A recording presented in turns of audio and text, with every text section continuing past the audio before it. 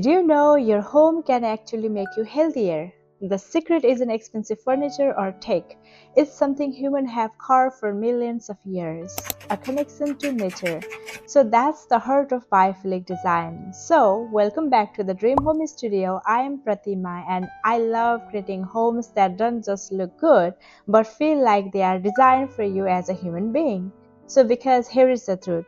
We evolved outdoor, right? Not inside four walls. So why evolution matter?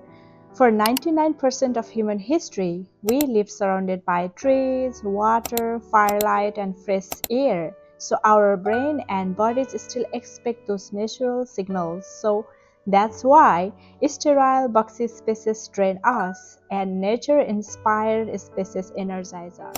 Natural light. Start with sunlight. Our circadian system literally evolved from the rising and setting sun. Open your curtains, use your fabrics, or add mirrors to bounce that daylight around your home.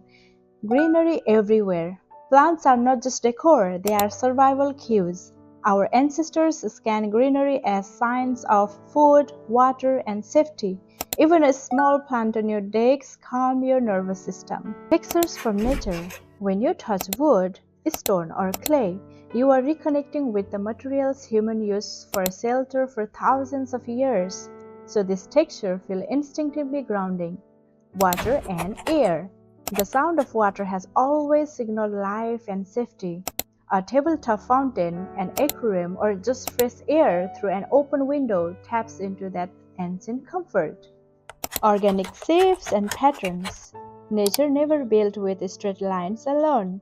Curves, leaf patterns, and fractal remind our brain of the landscape we evolve in, and that makes us feel so more at ease. So, biophilic design isn't just a trend, it's a human nature.